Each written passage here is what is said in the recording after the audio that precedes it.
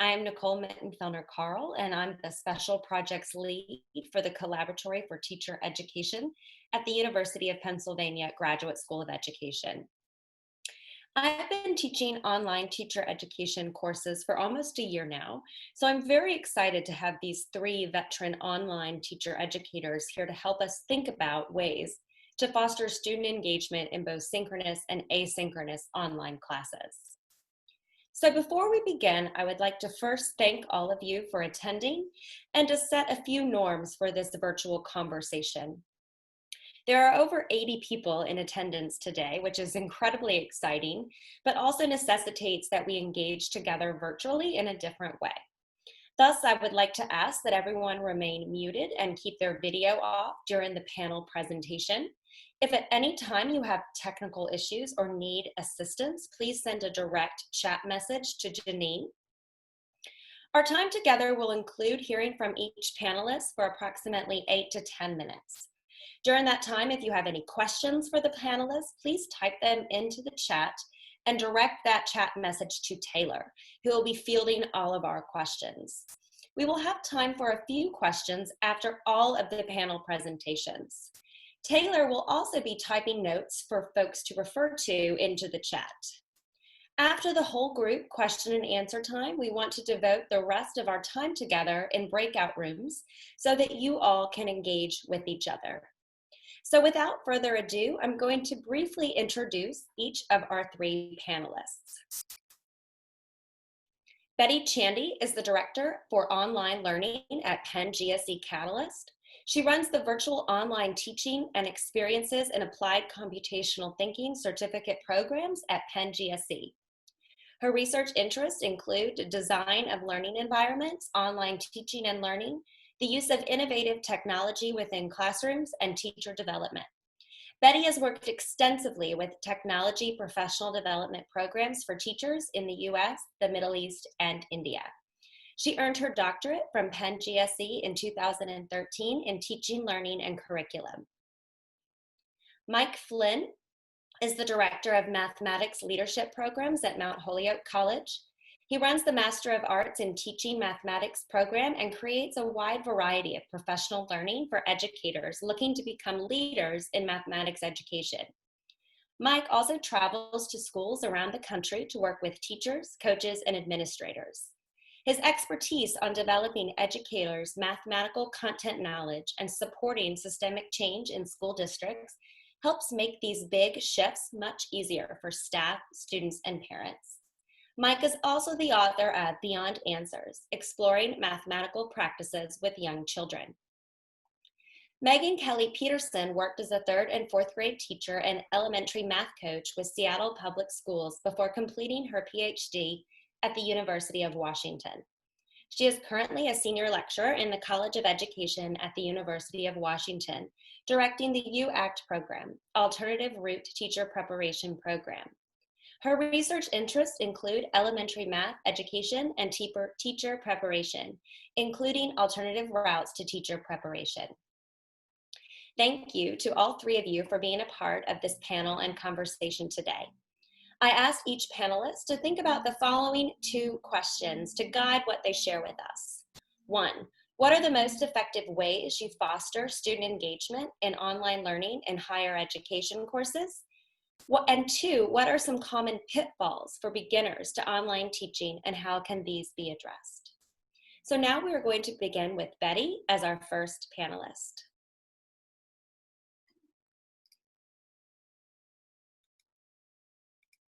Hi, Nicole. Hi, everybody. Thank you so much for having me on your panel today. So as Nicole mentioned, we at Catalyst, we run the EXACT and the VOLT program, Experiences in Computational Thinking and Virtual Online Teaching.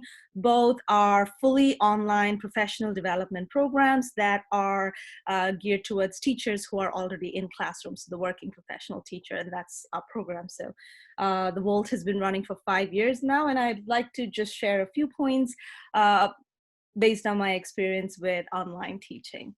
So the question was, what are some effective ways to foster student engagement online? And so one of the most common things that we think of is discussion boards. And that's the most easiest way to get a lot of people to participate, especially students who may not otherwise want to speak up in a class, even a synchronous class. Discussion boards are a great way to get them started. However, discussion boards by themselves can be a little boring, and so you might want to add other modes of communication such as blogs, Padlets, sometimes Twitter chat, and similar. If you want to take a break from the text and want a video chat, there's tools like Flipgrid, all of these tools that allow students to engage with each other in classes. However, one of the pitfalls that go with that is using too many tools or not being clear about what tool is supposed to do what. So for example, if you have a blog as well as a discussion board as well as a Padlet, you also want to be clear on what you are expecting to get out of students participating in these different modes. For example, if you would like to share ideas, you want to be very clear that what I'm looking for in this particular activity are various ideas, so feel free to put in all your ideas. You might be looking for how students engage with a particular text. You want to be very clear on, I'm looking for this. So whichever tool you use, be clear on what those tools are. And generally, I recommend using just 1 or 2 tools a particular week or for a particular module, however your course is designed. So you might not use all your tools all the time. You may use them differently over the period of your 6 or 10 weeks or however long your course is. Another practice that I usually follow is smaller groups. So even though I have 20 to 30 students in my class, a discussion board or any text-based responses from 20 to 30 people is a lot of text to read. So I like to break them into smaller groups and try and keep that separate. Sometimes the groups are random and sometimes the groups are based on interest. So if I have multiple teachers from middle school or multiple teachers teaching math, I might decide to have them in small groups so that their conversations are closer together and are relevant to each other. Another good practice is usually to enlist the help of a moderator, especially if you have 30 students. You might think of breaking that into 3 or 4 groups, then following the conversation on 4 different chat boards or a discussion board can sometimes be quite unwieldy. So it would be a great idea to enlist a moderator to help you with monitoring the chat board for a particular period of time, a week or a few days, and that way it gets easier. However, one of the pitfalls of using moderators are sometimes the moderators are not clear on what the purpose of the chat is or how to keep the conversation moving or what might be resources. So you might have to have another session with the moderators helping them figure out how to keep the conversation moving in some of these online spaces. You also want to be present. Just because you have these groups and you cannot respond to 30 people, that doesn't mean that instructor presence is not important. The instructor presence is very important. So you want to be sure that you are present in some of these conversations. And so being actively monitoring them and responding to students is a great idea. Just having your voice being heard, students do value that kind of feedback. However, just like in a class where sometimes certain students who are more vocal take up more airtime and you tend to respond to them more just because they bring up more issues or points, that can happen in online environments too, where you end up responding to people who talk a lot or who say a lot. And so you want to be mindful of reaching all your students. You want to be mindful of responding to every student at least once in the period of a month or whatever that might be. Another point that I've realized is if your online learners are new to online learning, you want that conversations to build gradually. You want to start off with simple activities. You eventually want them to evaluate and debate and synthesize a lot of things, but you probably want to start much more slowly. You don't want to start from week 1. You don't want to hit the ground running with a lot of these activities. It's better to start slow and then build on as you go on. And of course, there is always the external motivating factors. You can gamify it if you're using a tool like Yellow Dig, or even if you're using Canvas, there are You can allow for likes, you can allow for thread replies, you can upvote, downvote on some of these learning management systems. And that's always nice when people like a comment or they like your response. It's always encouraging, at least. So you might add some of these gamification factors. You might use a different tool like one of these discussion boards that allow it. You can embed it in your learning management system. That's a great way to foster some student engagement. Again, a pitfall that goes with it, I used Yellow Dig in one of my courses, and I realized that it has a point system. And so somewhere in my syllabus, it said that you need X amount of points before the semester is out to count for participation. And so as soon as some students hit that limit, then the participation went down. So you want to be careful when you use some limits such as point system or the number of posts, because then it tends to foster just enough engagement, and then students tend to drop off after that. So these are some of the common pitfalls, and just looking at my notes here, common pitfalls in using multiple tools. And one thing you want to remind students, especially if they are new to online learning, is how these online learning spaces and these online collaboration boards and discussion boards are relevant not just to their own learning, but to the learning of the whole group, and how that knowledge building happens in these boards and how this fosters this engagement. And so being very clear and upfront about it sort of puts the responsibility on the collective group, and you see that students tend to engage more once they realize that it's not just about them doing an assignment to reach points, but this is really about getting started on conversations that help us all learn as a group. So yeah, with that, I know this was meant to be more of a conversation, so I will open up for some questions now, or however you want it, Nicole. Thank you, Betty. We're going to ask folks if they have questions to type them in the chat directly to Taylor, and then we'll have questions for all three of our panelists at the end. So actually now then, thank you again very much. We're going to go ahead and switch over to our second panelist, Mike.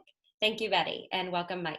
Hi, thank you. So my name is Mike Flynn, and the world I've worked in with online education centers mostly on live synchronous learning. I was hired at Mount Holyoke College to take an existing program that was a math professional development program, turn it into a graduate program, but also build an online component with it.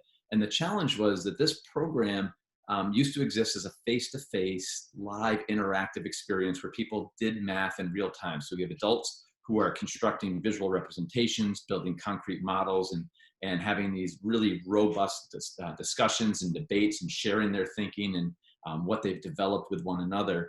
And as we thought about what this would look like in an online space, we really needed to do something that involved live synchronous learning.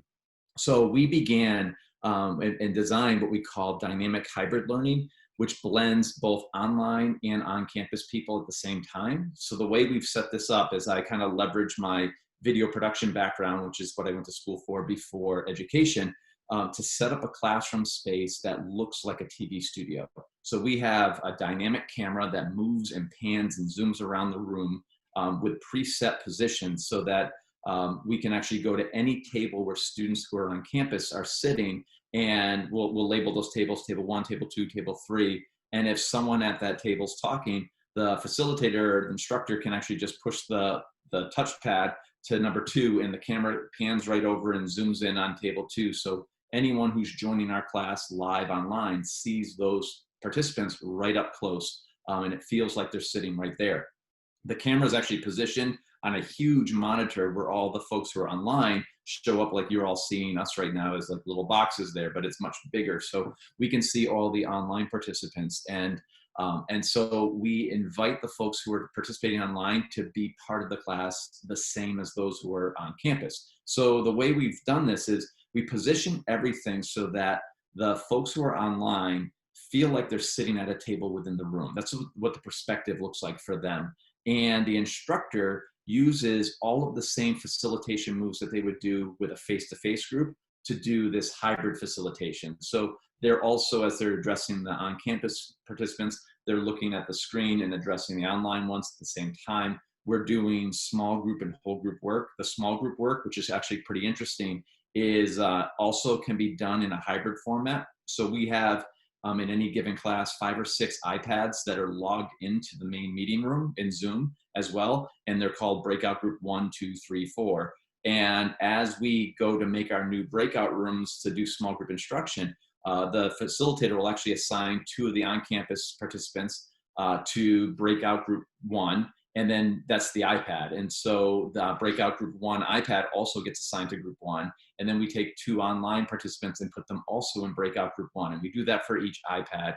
And then when we open breakout rooms, the folks who are on campus can actually take their iPad with them and whatever materials they have, and they go to a space outside of the classroom that's away from other people, so they can actually do a small group video conference with the other participants who are online. And what's beautiful with this is one of the challenges with facilitating live online learning in Zoom is if we do breakout rooms, you lose everybody. And as a facilitator, you can bounce from room to room, but it's hard to monitor where folks are with the work that they're doing. And so when we have a hybrid setting in this place, we actually set up where people are working in different physical spaces, but all within eyesight of the facilitator. So if I'm facilitating the class, I can walk around and look to see where people are with their work, because there's some physical people who are there doing the work. I can come and visit groups like I would visit a table. And it's a way to connect people in a way that replicates the online learning experience, the on-campus learning experience as close as possible. One of the things when we designed this method is we really, my colleagues and I who designed it, had some non-negotiables. We said, what are the most important things about good teaching and learning that make this program work? And then we listed those as things we were not going to compromise on, because I think a big mistake people make with online learning is they look to see what available technology they have, and then they bend their teaching to conform to that technology. I think you need to do the exact opposite. You need to decide what are the ways in which you want to engage your students in meaningful, rich instruction, and then what technology is available to support you in that work. And that's what we did. And we found that using Zoom and Google Suite were the 2 best mediums for us to do this work. And there's not a single thing that we've ever had to compromise in any of our courses. So whatever would happen online, or on campus rather, also can happen online. Now with COVID and all of this new, everyone's distance, we can't do hybrid learning right now. It's a small pivot to put everything online. We basically still have the same level of interaction. We have the same breakout rooms, the same enriching math tasks, the same sort of adult learning theory put in place to make this work. The challenge that we have is we lose that little bit of being able to just eyeball the room and see where folks are. So what we're doing now is we're training our facilitators to be able to use things like Google Slides, to actually have the entire class work on different slides within the same deck, so that if I'm working in breakout group 1 and listening to them work, I can look through the slide deck and see people's mathematical ideas sort of grow on slide 8 and slide 9 and slide 12, and get a sense of where the group is there. So we're trying to find ways to make that more versatile for our facilitators. The other piece of our work that we've done is in the academic year, we have a sort of a blend of asynchronous and synchronous learning. So one of the things that we had to really focus, or what we found, is that with the asynchronous learning in the early years when we did this, the conversations weren't as robust, and people would start to fall off with their follow through on this. And so one thing that we've really found helpful is whenever we're going to do anything with asynchronous learning, we want to make sure that the learning community is tight. We want the folks in the class to really know one another in a really deep and meaningful way, because the more connected the learners are, the more they hold each other accountable for the work. So they're not just a screen name. It's not Jonathan that I have to respond to by midnight on Sunday. It's Jonathan, like the funny guy with the dog, and he did that really cool thing with the math, and we've talked, and I know Jonathan's voice, and I don't want to let Jonathan down. So there was a study done in 1997 by Art Aaron that looked at how relationships grow tighter, and it's all about this level of questioning that the researcher did, where he had groups of people go through a series of questions, and the questions got more and more personal over time. And what they found in this study was that in this short period of time, they were able to create this connectedness between two strangers that was more meaningful than some of their relationships with their friends. And what they found was, it was not necessarily the questions that they asked, but it was what they call reciprocal escalating vulnerability, where if one person shares something that's slightly personal, which is a little bit of opening up their vulnerability, if the other person reciprocates and even escalates and shares something more personal, and we don't mean emptying your dirty laundry to everyone, but in meaningful ways of sharing things that are really personal for the learners. When they share with one another, their tie gets tighter. They deepen their ties. And we found that taking a little bit of time during our live sessions to make sure people do that before they engage in the math tasks developed a richer community that within a week's time, folks were already starting, who have never seen each other, we're actually starting to plan for like the next summer to get an Airbnb together and like come to campus and like be part of the on-campus experience. So these were ways that you sort of cut through the static nature of online learning and you make it more meaningful. Our sort of core belief of all this work is that learning is social and personal. And so we want to bring all of that to light in both our synchronous and our asynchronous learning. I have no idea where I am on time, but 2 more minutes. Okay, so all right, good. So I got a little bit more. So so what we found over the time, we've been doing this for 7 years now, and we continue to work to get better in these spaces. The thing that I think makes this most successful, I think, from the Mount Holyoke standpoint, is that the participants are, the experience they're getting, whether they're on campus or online, is the exact same experience. We had an informal study done with the psychology and education department, did an informal study of our participants after one summer to look at the learning that happened for the online and the on-campus folks. And it was a blind study, so they didn't know which participants were online or on campus. And they measured them before the class and after the class. And what they found was no discernible difference between the online or the on-campus participants in terms of what they learned from the course. So for us, that comes down to what's most important for learning. It's not online learning, distance learning, hybrid learning, whatever you want to call it. Good quality learning is just, that's what it is. It's just good quality learning, whether you deliver it in person or online. So I think as long as we position ourselves from what we think are really good instructional strategies, that's what makes a good engaging online learning experience. Whether it's asynchronous or synchronous, those are the things that we just don't want to compromise. And my advice to anyone doing this work is don't be intimidated by the technology. It doesn't have to be that hard. Our students, most of them, share their work by holding up paper to the screen. Like there's no like fancy, like you got to get this app and annotate this way. Just do work on paper and hold it up. It's the task and the conversations and the connectedness that make it a powerful experience, not necessarily the new latest app that's all exciting. So there we go. That's what I have for you for some advice.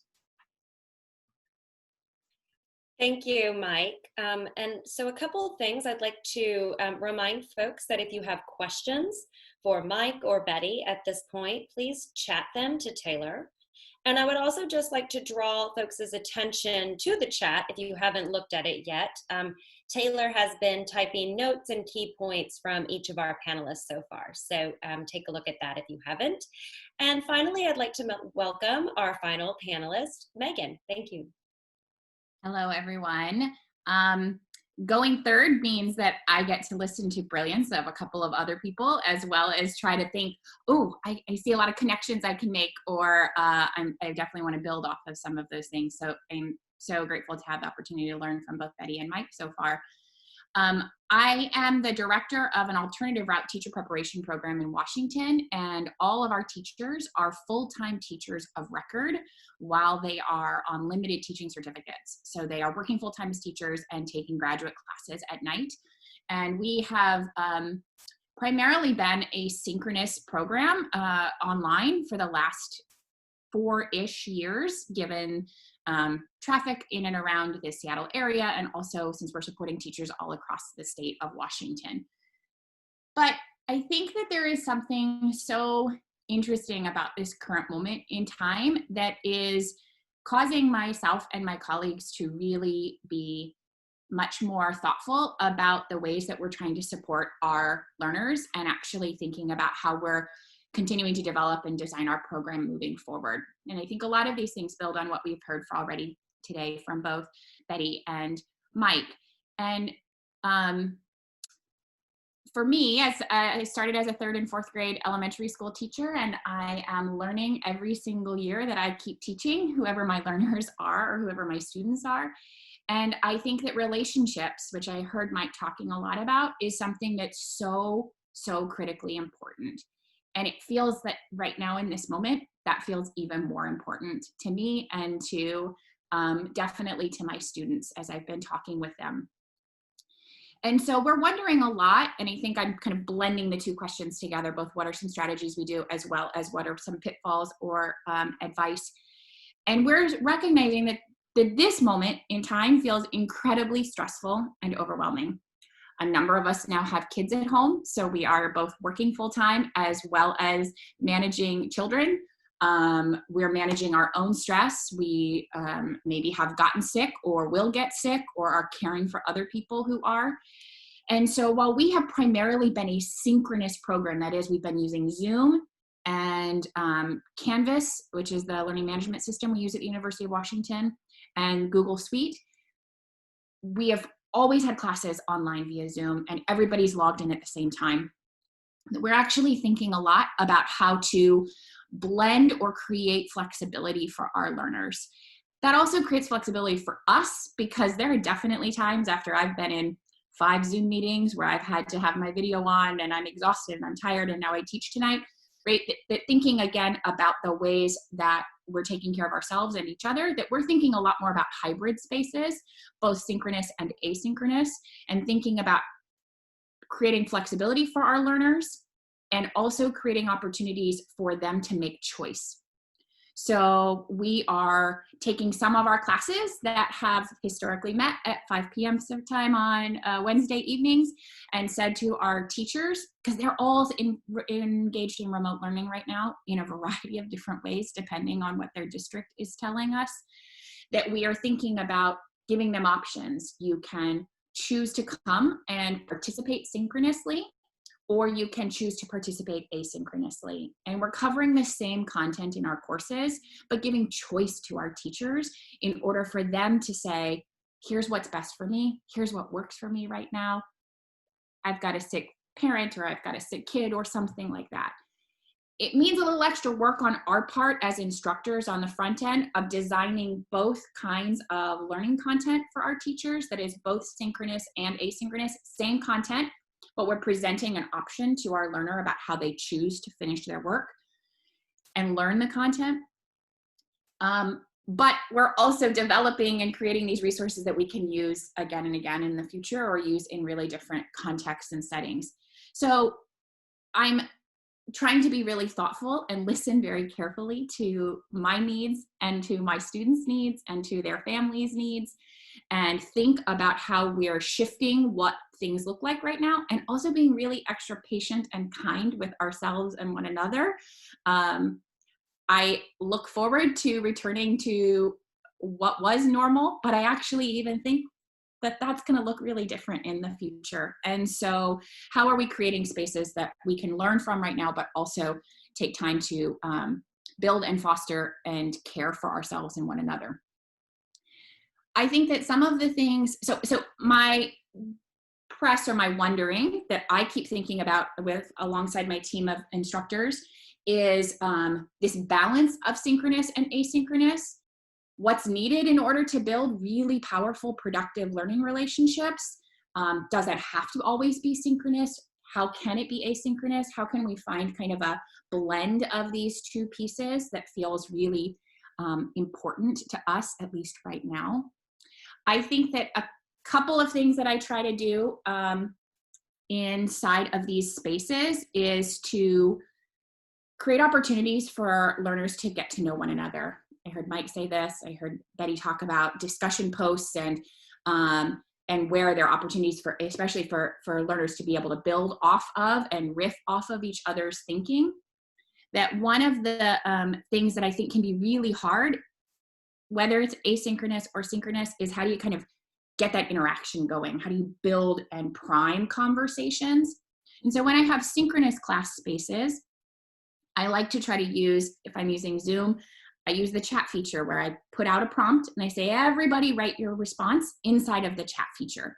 So everybody gets an opportunity to say something. And then I ask people to go in and read what each other are noticing and what patterns, right? It can be really hard for me to say, who wants to share first? And it feels like the crickets are even louder, or it's even more silent inside of a synchronous learning space than it can be when we're all in person in the same room together. So asking people to kind of prime that, to write something and for them to read each other's responses feels like that kind of gets things a little bit moving a little bit faster. And I think that the other kinds of pieces that I think a lot about inside of a synchronous class is I will ask teachers or learners, we will all use the same resources. So I think I heard both Betty and Mike say this, and I would so agree from my perspective and experience that choosing just a couple of resources feels so important, and using those and kind of getting flexible and fluid with them. We have a lot of teachers in our program who are very afraid of technology. And so throwing too many things at them can really heighten their own anxiety and concern and feel like they can't fully participate in the class. So we primarily use Zoom for our synchronous sessions, Google Suite, and our learning management system at the University of Washington is Canvas. So I try to keep as much as possible to those three main places of sharing and using space. In all of our synchronous class sessions, and even asynchronously, we use the Google slide deck for our PowerPoint slides. I heard Mike say it, and Taylor, I've got, I just want to, if you can just post that link that I shared with you out to everybody. It's just an example of what I think I heard Mike say, which was to put a prompt out for everyone, and we're all on the same Google Slides, so we can all see each other's work. And so I've put just a couple of little slides together as a way of asking kind of this building relationships that I heard Mike talk about.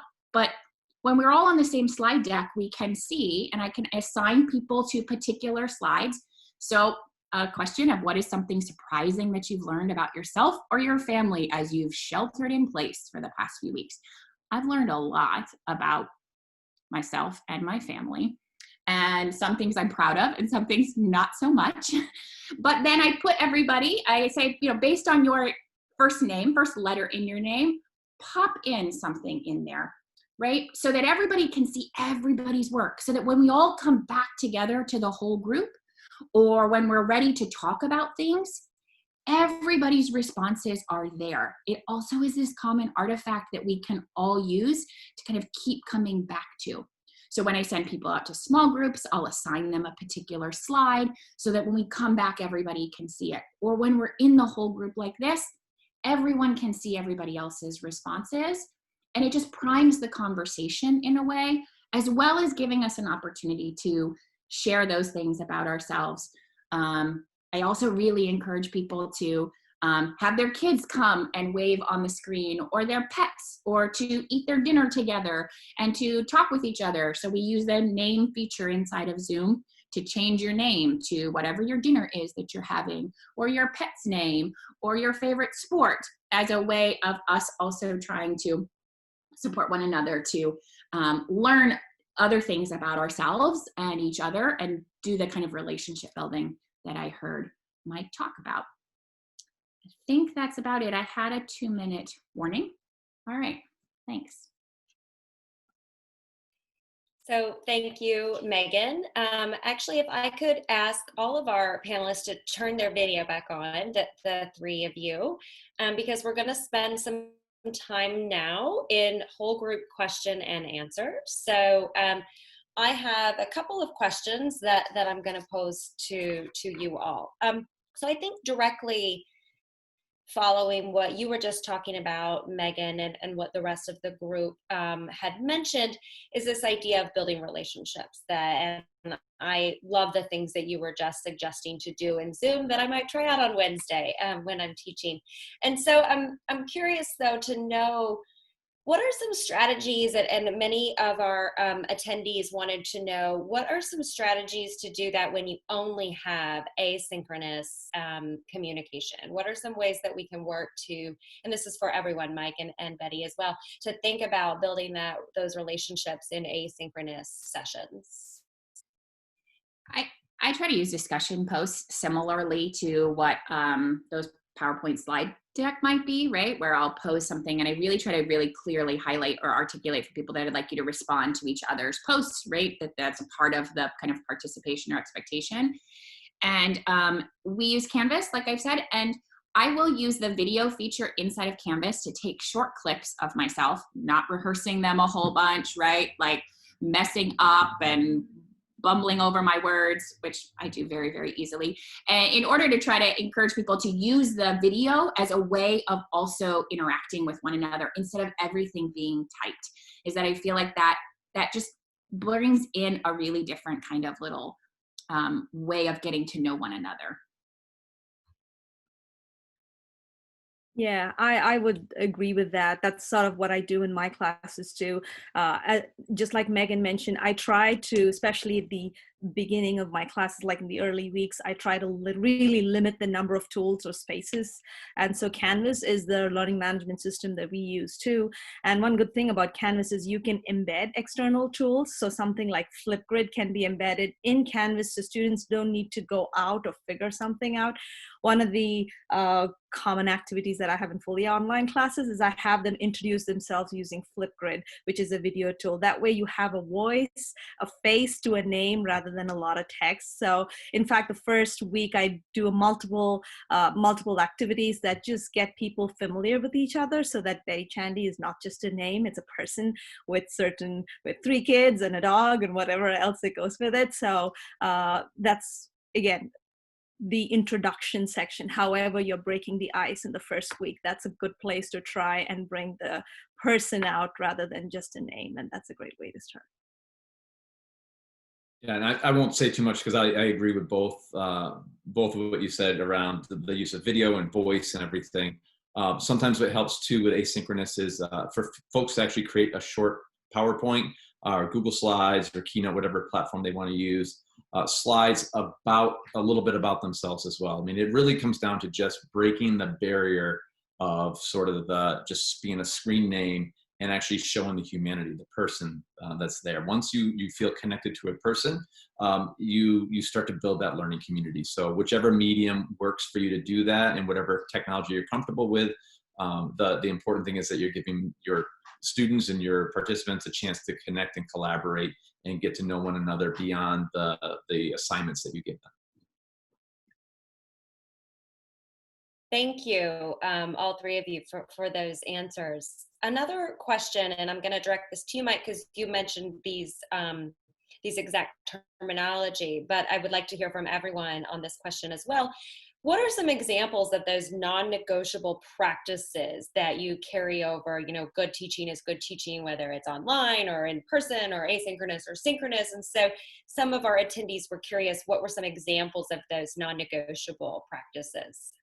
So for us, one of the biggest ones was that the participants were going to generate most of the ideas in small groups. So rather than us lecture and say, here's the really important thing about dividing fractions, and have them take notes, we give them tasks where they're going to create visual representations, doing some work with dividing fractions, and the facilitator then comes in and, rather than directly teaches, asks guiding questions. And as the participants gain their understanding, the facilitator's job is to then synthesize those ideas and pull it together in a whole group discussion. But one big non-negotiable was that the learners were going to drive the instruction. And so that was something we didn't want to give up. Having hands-on visual representations and concrete models was something we didn't want to give up. Having both small group and whole group discussion around practices where teachers could actually have time to share how this plays out with students, And then we also didn't want to give up on being able to look at classroom video and read classroom cases and have student thinking be the forefront of the work we did. So we didn't want any of that to be like inaccessible or not replicable. So those were a couple of our non-negotiables.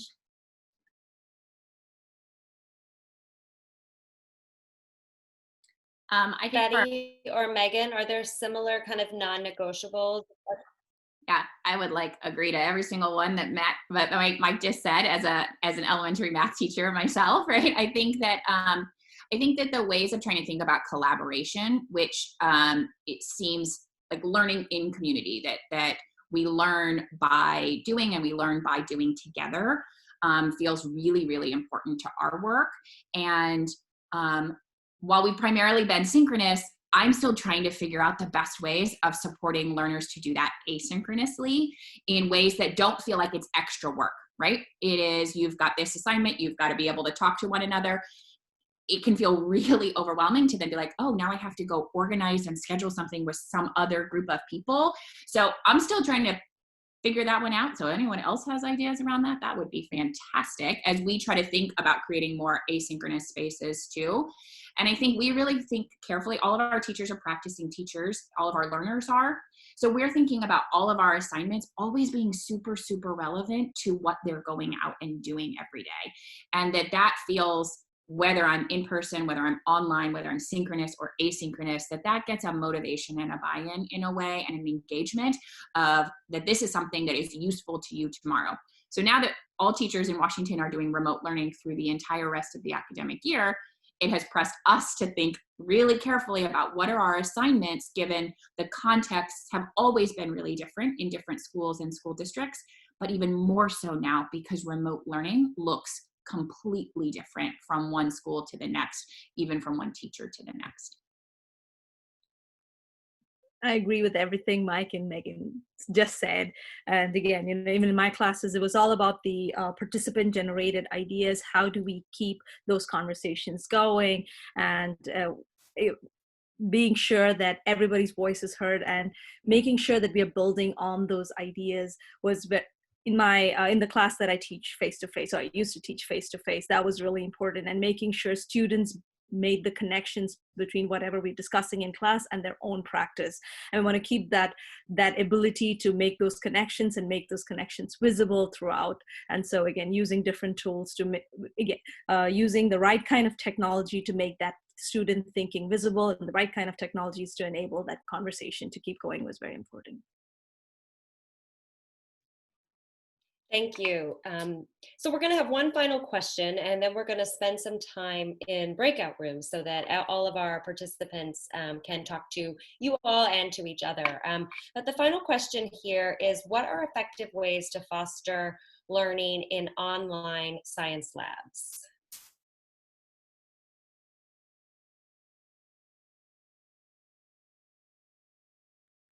I would really like to know the answer to that question too. I don't,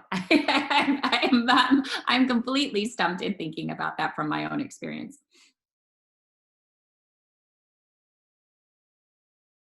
Betty, do you have anything? Not really. I'm not a science educator, so I'm a little blank there too. But again, with my own children and their science learning, a lot of their science labs I've noticed was reduced to a bunch of steps. Things that do this, then do this, then do this, then post your answer. And somewhere along the line, again, this is from my very limited experience as the mother of a 9th grader and an 8th grader. So where the idea of labs, the idea of experimentation, the idea of developing scientific inquiry, all of that was gone. It was just a series of steps. So I guess one thing as a parent that I've been trying to work with my kids is around this idea of, why are you doing this lab? What does it mean to have a hypothesis? What is it? What are we looking for? And trying to develop those scientific inquiry skills. I've struggled with it again as a parent, but I'd love to hear what educators have to say about that.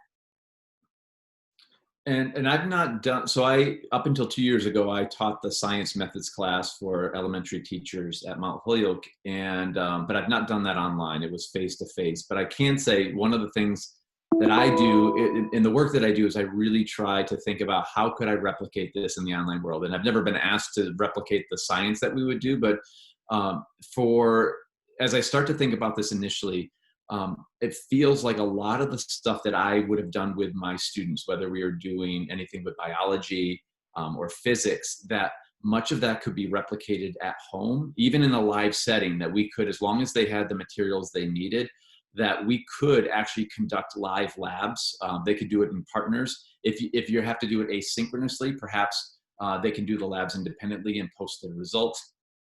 They could work if they could coordinate with a partner and do a live session that worked with just one other person's schedule. So then you're not having to try to get a whole class to be at the same time, but maybe their lab partner, they find time to do that live. The only challenge I see is with chemistry. For the elementary methods, we didn't do anything with super dangerous chemicals. I think we had lab grade hydrogen peroxide was the only thing that we used that I don't know that I'd want to send that to people to do, so we might have to modify some of the experiments. So I don't know if you could do chemistry labs as well, because that's the safety issue there, but I feel like you could do a lot of that. I think mostly comes down to the access to the materials and less on the technology. I think the technology would support that work. It's just making sure everybody had what they needed to do the experiments or to do whatever study they were going to do, to just access to animals if you're doing anything with biology. So those are a couple ideas off the top of my head. Thank you. Thank you, everyone. And so I'll point your attention to the chat.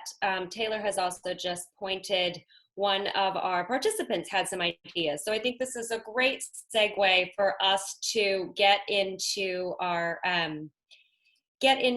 me just screen share here. I think this is a great segue for us to begin to start our breakout room discussions. And so again, thank you to Betty, Mike, and Megan for sharing with us, and for all of you for joining. We would like to spend the rest of our time in small group conversations. And so we do want to point out that this conversation ends at 4 p.m. And because of the size of this group, we're not going to be able to come back together and share out. And so Janine just posted into the chat a link to our feedback form. And so if you can see that, we'll first, of course, want to know how this session went for you, how future conversations can in your breakout room discuss, compile these learnings and share them with everyone.